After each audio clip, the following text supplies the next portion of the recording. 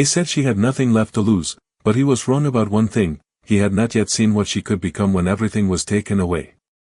The courtroom was quiet that morning, the kind of silence that feels heavier than sound itself. Alicia Carter stood still as the final words of the settlement were read, her hands folded tightly in front of her, as steady even as her world was being divided into pieces she no longer controlled. Danielle Brooks sat a few feet away, calm, composed, already looking past her as if the chapter had ended long before the ink dried. The house, the car, the shared accounts, even the rhythm of their old life, everything had been reassigned, redistributed, reduced to legal language that felt too clean for what it truly meant. And then came the part that didn't need explanation but still shattered something invisible: the children would remain in his primary custody arrangement, with visitation to be determined later. Alicia did not speak. Not once. Not when the judge asked if she understood. Not when Daniel adjusted his cufflinks like a man attending a business meeting rather than the closing of a family. She simply nodded, once, slowly, as if acknowledging something only she could hear. Outside the courthouse, the air felt colder than it should have been for spring in Ohio. Daniel walked ahead, already surrounded by the quiet confidence of someone who believed he had secured stability. Alicia followed a few steps behind, carrying a small bag that suddenly contained the entirety of her remaining life. No arguments followed them out the door, no final confrontation, only the sound of footsteps separating into different futures. That night, Daniel returned to a house that no longer felt like a shared memory but a possession finally returned to order. Alicia, however, arrived at a rented room on the edge of the city where the walls were thin and the silence was unfamiliar. She placed her bag on the floor, sat on the edge of a second-hand mattress, and stared at her hands for a long time as if waiting for them to explain what came next. There was no plan, no safety net, no voice telling her where to go from here. Only a small number in her bank account and a question that refused to leave her alone: what do you do when everything you built your life around stops recognizing you? The next morning came without ceremony. The city moved as it always did, indifferent and precise. Alicia walked through it without direction, passing storefronts, bus stops, and people who belonged somewhere. She stopped once outside a parking lot where an old food truck sat unused, its paint faded but its structure still intact. She looked at it for a long moment, not as a business, not as an idea, but as a possibility that had not yet decided to die. And for the first time since the courtroom, something inside her did not feel like an ending. It felt like the beginning of something she could not yet name. The following morning arrived with a quiet that felt heavier than the night before, as if the world had not yet decided how to respond to everything Alicia Carter had lost and everything she had not yet realized she could still build. She walked through the early streets of Columbus, Ohio, passing closed shops beginning to open their doors, the smell of coffee drifting through the cold air, and the steady rhythm of a city that never paused to ask who was falling behind. In her hands was a folded piece of paper with numbers she had written the night before, calculations that did not look like a plan yet but felt like the first shape of survival. $300. That was all she had left that could be called hers without hesitation.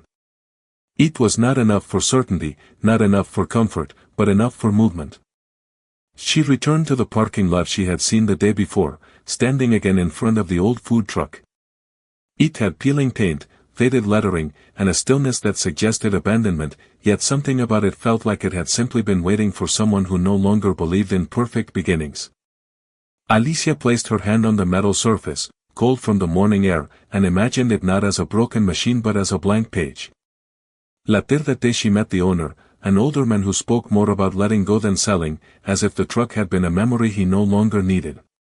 The price was exactly $300, as though the number had been waiting for her as well.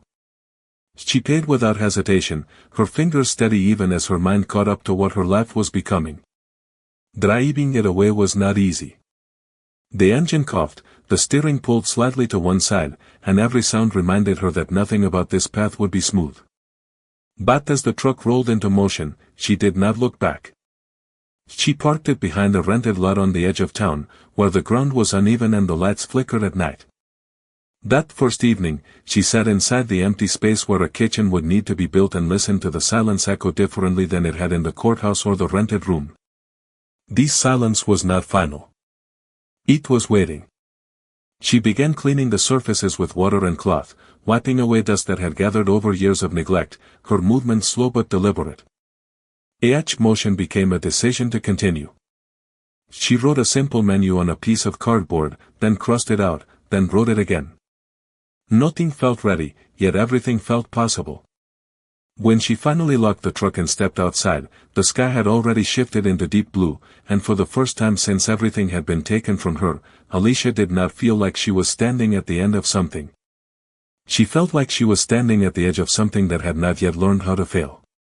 Days did not arrive with answers, they arrived with repetition, and Alicia Carter learned quickly that rebuilding a life was not a single decision but a series of small acts that no one would ever applaud.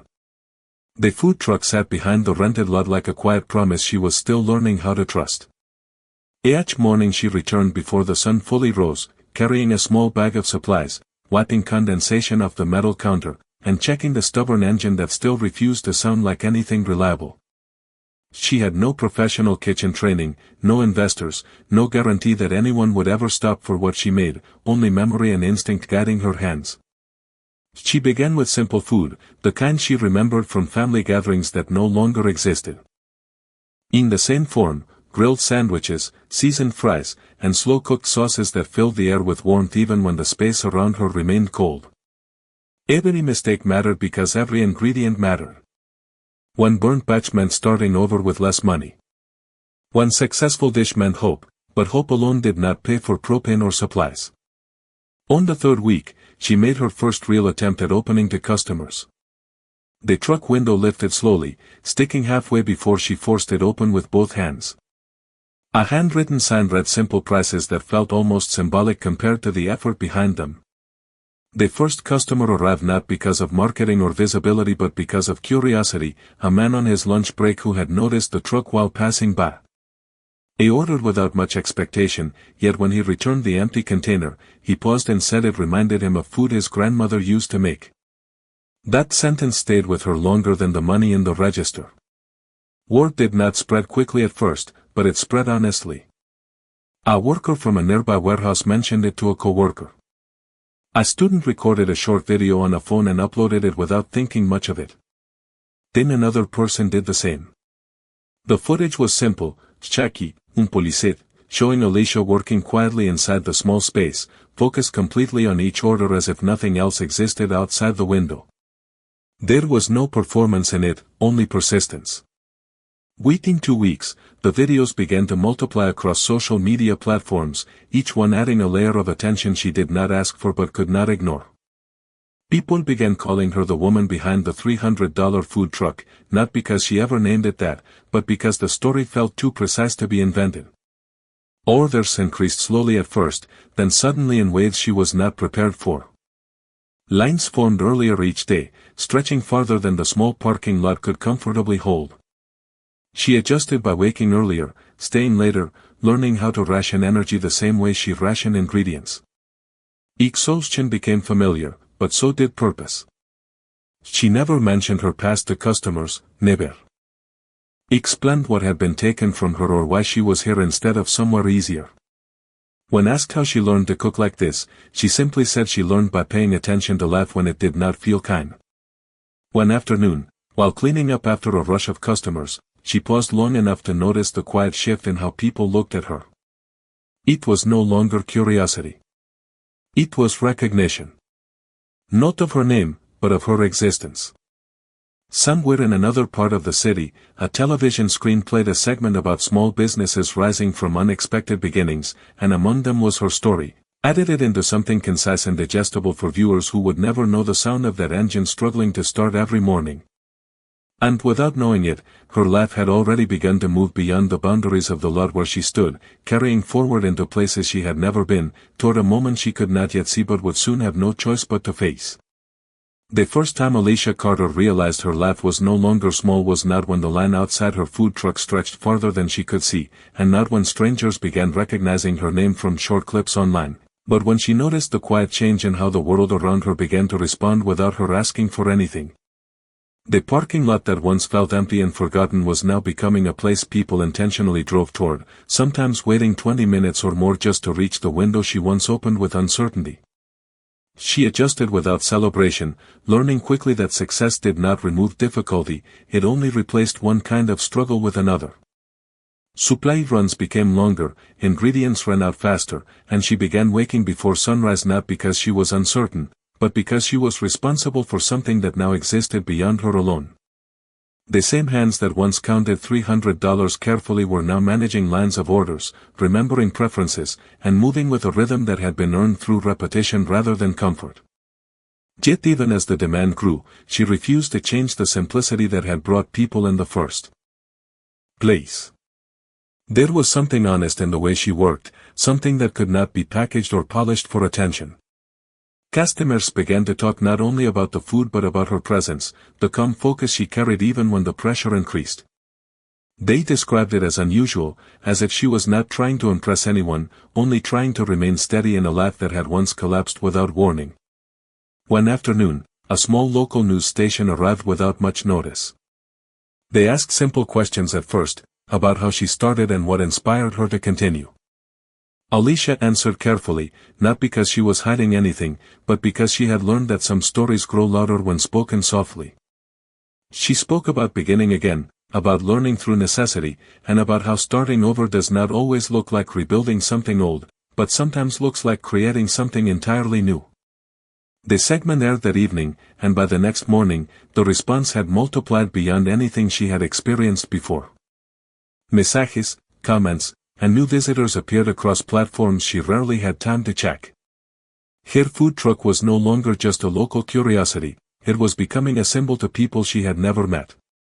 Somewhere within that growing attention, she remained focused on the work itself, refusing to let visibility replace discipline. But not everything stayed outside her reach. One evening, after closing early due to running out of supplies, she sat alone inside the truck and watched a replay of the news segment on a extranjero's phone from across the lot.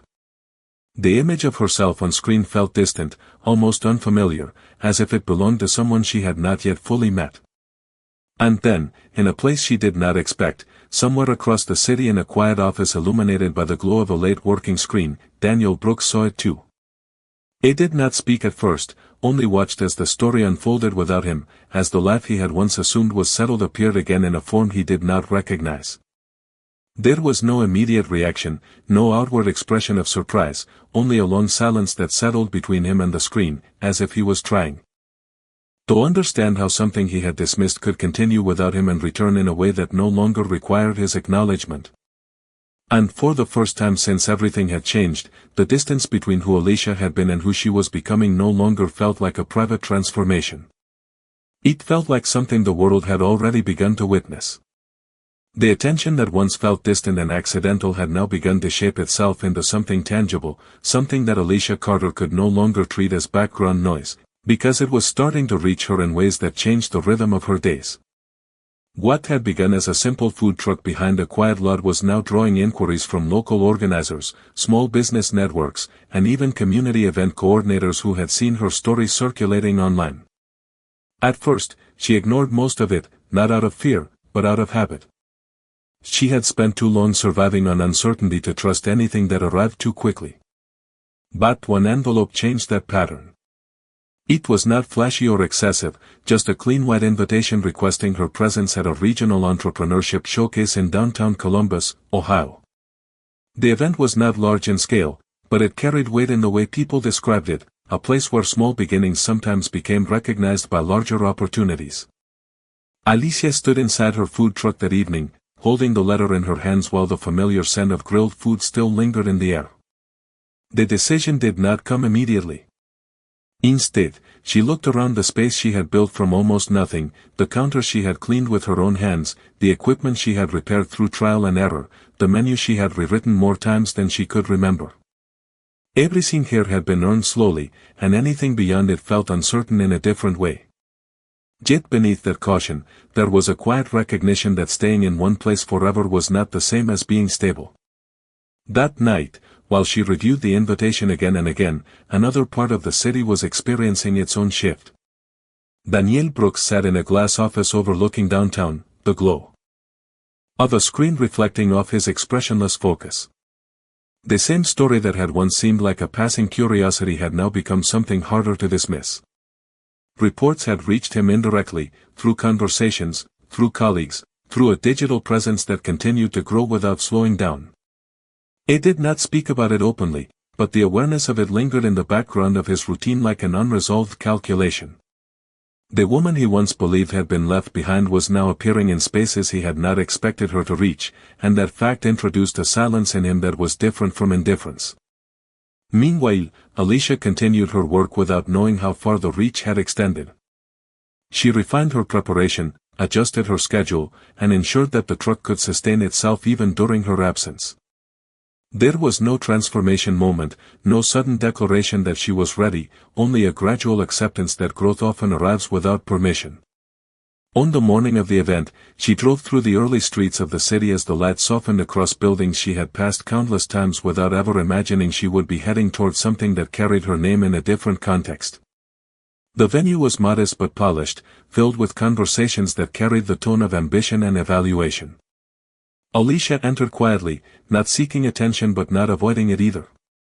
She listened more than she spoke, observing the language of opportunity as it moved through the room. It was there that she was introduced to Marcus Reynolds, a local investor known for supporting small businesses that showed signs of sustainable growth rather than immediate scale. He did not approach her with spectacle or exaggerated praise. Instead, he asked simple questions about how she managed consistency, how she handled unpredictability, and what she believed her business could become if given the right structure. Alicia answered carefully, not because she was uncertain, but because she understood the difference between telling a story and presenting a reality. Marcus did not offer promises, only perspective, suggesting that her work had already reached a point where it could either remain local or expand into something structured enough to endure pressure. As the conversation ended, he left her with a card and a single sentence that stayed with her longer than anything else spoken that day: that some beginnings are not meant to stay small, they are meant to be tested. That evening, as she returned to her truck, the city felt unchanged, but her awareness of it was not. And somewhere beyond what she could see, her name had already begun to exist in places she had not yet entered, while the life she had rebuilt quietly stood at the edge of becoming something far larger than survival. The days that followed did not feel like a turning point at first, but rather like a continuation of everything Alicia Carter had already been doing, only now under a different kind of pressure that carried expectation instead of uncertainty. After the meeting in downtown Columbus, Ohio, nothing about her daily routine changed immediately, yet everything around it began to shift in subtle ways that were impossible to ignore. Mensajes arrived more frequently, not only from customers but from people who claimed to represent opportunities, partnerships, and platforms she had never considered before. She responded slowly, carefully, never allowing urgency to replace judgment. In the morning she still arrived at her food truck before sunrise, still checked the same equipment, still prepared each ingredient with the same steady focus that had carried her through the earliest days. But now, there was a difference in how long she could stay unseen. People began arriving earlier, not just for food but for the presence behind it, as if her story had become part of the experience itself. One afternoon, a small production team returned, this time with clearer intent. They asked if she would allow a longer feature segment, something that would not only show her work but also her process, her routine, her perspective on what had happened since everything changed. Alicia hesitated longer than before. Not because she feared attention, but because she understood its weight. Visibility had already begun reshaping her life in ways she could not fully control, and she was careful not to let it define her faster than she could understand it. Eventually, she agreed under one condition: nothing would be staged, nothing would be altered, and the work would remain exactly as it was. The filming began quietly over several days. There were no dramatic instructions, no forced moments, only observation. Alicia continued serving customers, preparing food, cleaning the truck, and managing supplies while the camera stayed at a distance, capturing what was already happening. What surprised the crew was not the growth of the business, but the consistency of her presence. There was no performance in her actions, no shift when the camera was on, only the same calm focus that had existed long before anyone was watching. During one of those days, while reviewing supply orders inside the truck, she received a notification that made her pause longer than usual. It was not a message, but a confirmation that her story had been selected for a national feature segment, scheduled to air within the next 2 weeks. The scale of that realization did not arrive as excitement. It arrived as silence. Because for the first time, what had begun as survival was now moving into a space where it could no longer remain private. At the same time, across the city, Daniel Brooks found himself encountering her name more often in professional settings that had nothing to do with their past. It appeared in conversations about small business growth, in examples used during presentations, in discussions about resilience in local entrepreneurship. It did not interrupt these moments, nor did he react outwardly, but each occurrence created a quiet disruption in his focus. One evening, he attended a private business gathering where Alicia's journey was briefly referenced as part of a larger discussion about unexpected success stories. Hearing it spoken aloud in that environment made something shift in him that was difficult to define. It was not regret in its simplest form, nor was it recognition alone. It was the realization that a narrative he had once considered closed was now being written without him, and worse, it was being understood by others in ways he had never anticipated. Meanwhile, Alicia prepared for the upcoming feature without changing the way she worked. She did not expand the menu, she did not redesign the truck, and she did not adjust her schedule to match expectations. Instead, she focused on consistency, on ensuring that what people would see was not a version of her story shaped for approval, but the reality of what had been built through repetition and discipline. On the night before the final filming day, she sat alone inside the truck long after closing, listening to the distant sounds of the city settling into silence. The lights above the parking lot flickered slightly, casting soft movement across the metal surfaces she had cleaned so many times she no longer counted. She thought not about where she was going next, but about how far she had already come without realizing when the distance began to matter. And in that quiet space, there was no sense of arrival, only the understanding that what she had built was no longer something fragile hidden from the world. It was now something the world had already begun to carry forward on its own. The morning began with an unusual kind of tension in the air, the kind that does not come from weather or noise, but from anticipation that has no clear shape yet. Alicia Carter arrived at her food truck earlier than usual, even before the first light had fully settled over Columbus, Ohio, moving through her routine with the same steady discipline she had built over months of repetition. Yet today every action felt slightly heavier, as if the space around her understood that something was approaching. The national feature segment was scheduled to air later that evening, and although she had agreed to it with calm acceptance, she still felt no sense of certainty about what it would change. She had learned by now that visibility did not simply reveal a person, it expanded them into places they could not always control. Throughout the day, she worked as she always did, preparing ingredients, greeting early customers, and maintaining the rhythm of service that had become second nature. Yet even among the familiar flow of orders and conversations, there was a subtle shift in how people looked at her, as if some already knew a version of her story before she had spoken it herself. Phones lingered a little longer, conversations paused a little more often, and customers who had never met her before seemed to arrive with a quiet familiarity they could not explain. By late afternoon, the energy around the truck had grown without her intention. A small crowd had formed earlier than expected, not because of promotion, but because of awareness spreading faster than she could trace. Alicia remained composed, focusing on each order as it came, her movements precise, her attention grounded in the present moment rather than the growing attention outside the window. She understood that stability was not the absence of change, but the ability to remain steady within it.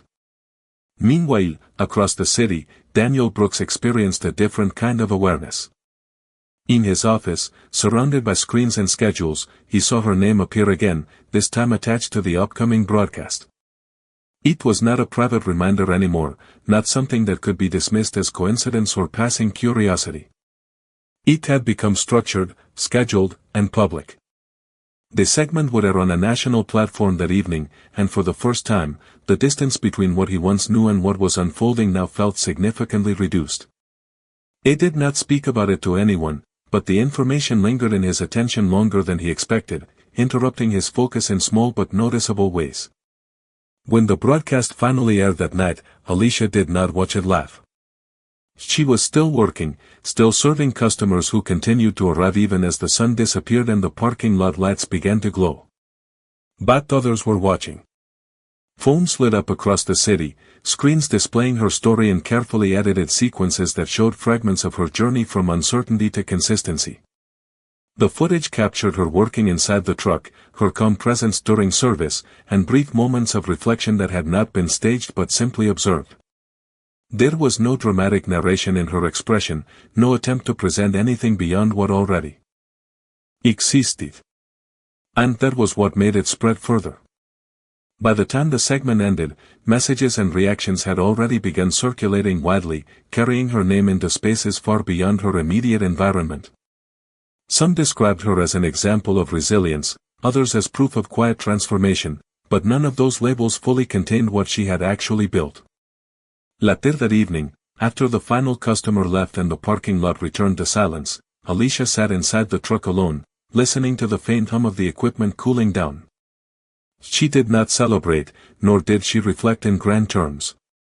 Instead, she simply observed the stillness that followed movement. Somewhere beyond that silence, she knew her life had crossed another threshold, one that could not be reversed or ignored. And in that understanding, there was no fear, only the quiet awareness that what had once been invisible was now fully in motion, continuing forward whether she followed it or not. The moment the broadcast ended, the city did not react all at once, but in layers, like a ripple expanding outward from something small that suddenly proved it was never small at all. Alicia Carter did not see it happen in real time. She was still inside her food truck, finishing the last tasks of the night, wiping down surfaces that had already been cleaned twice, moving through routine as if it could anchor her in something familiar. But outside that small space, her name had begun to travel faster than any order she had ever prepared. People who had watched the feature replayed it, shared it, paused it on moments where she appeared most ordinary, as if trying to understand how something so grounded could carry so much meaning. In offices, in apartments, in late-night conversations, her story was no longer being introduced. It was being referenced. And that shift, quiet as it was, marked a change she could not reverse even if she tried. Later that night, when she finally closed the truck and stepped into the cool air, she noticed the parking lot felt different. Not physically, but socially. A few people were still there, not as customers but as observers, lingering near their cars as if unsure whether to approach or simply witness from a distance. Alicia acknowledged them politely, but without altering her rhythm. She had learned that attention could expand without permission, but she did not need to expand with it. Across the city, Daniel Brooks watched the same broadcast again, not because he needed to, but because the first viewing had not resolved what he felt. This time he noticed details he had missed before, not in the editing, but in her presence. There was no attempt to perform transformation, no visible effort to explain where she had been or what she had endured. Instead, there was continuity, as if every version of her life had led directly into this one without interruption. That realization created a quiet discomfort in him, not sharp, but persistent. It was not about loss in the way people usually define it. It was about distance that had grown without acknowledgement. The following morning, Alicia returned to work as she always did, but the environment around her no longer behaved the same way. A small line had already formed before she arrived. People stood with phones in hand, some waiting to order, others waiting simply to confirm what they had seen. She prepared food with the same precision, but now every movement carried visibility she could not ignore. A man who had watched the broadcast the night before asked her a question that many others seemed to want answered but did not know how to ask. He wanted to know how she kept going after everything changed. Alicia paused only briefly before responding. She said she did not think about change as something that happened once, but as something that required continuous choice.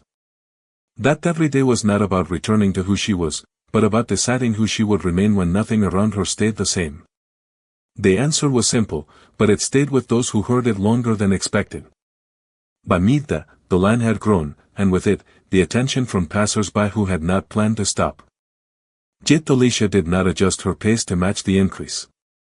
She continued working within the limits of what she could sustain, understanding that growth without structure eventually collapses under its own speed. In the late afternoon, a familiar figure arrived unexpectedly.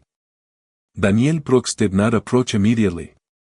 He stood at a distance where recognition was possible but interaction was not required. For a long moment, he simply observed the space between what he remembered and what was now in front of him. Alicia noticed him only briefly between orders, her expression unchanged, her focus uninterrupted. When their eyes aligned for a fraction of a second, there was no dramatic reaction, no visible fracture in time. Only acknowledgement. And then she returned to her work. Danielle did not stay long. He left without conversation, without interruption, carrying with him a silence that no longer felt like absence, but like realization arriving too late to alter direction. And as the day continued, Alicia remained exactly where she had always been, in motion, steady, unchanged in rhythm even as everything around her continued to shift into something larger than either of them could fully contain. The city did not feel the same after that day, not because anything visible had changed in a dramatic way, but because perception itself had shifted around Alicia Carter without her asking for it.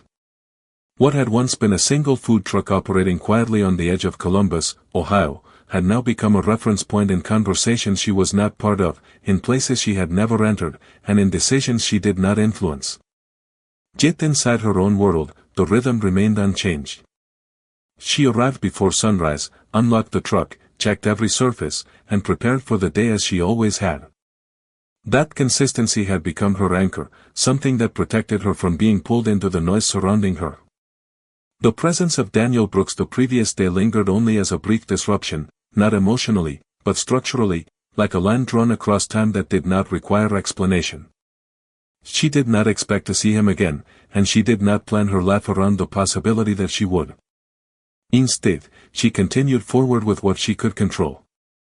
By the end of the week, the attention surrounding her had stabilized into something more permanent. It was no longer curiosity, nor was it novelty. It had become expectation. Customers arrived not only for food but for the experience of being near something they had already formed opinions about. Some spoke to her with admiration, others with hesitation, as if unsure whether she was still a person or already a symbol. Alicia treated all of them the same way, with calm focus and professional distance that did not reject attention but did not depend on it either. One morning, a representative from a regional business foundation arrived with formal documentation. They spoke about expansion, about structured growth opportunities, about moving from a single mobile unit into a scalable model that could be replicated across multiple locations. Alicia listened carefully, asking questions that were practical rather than emotional.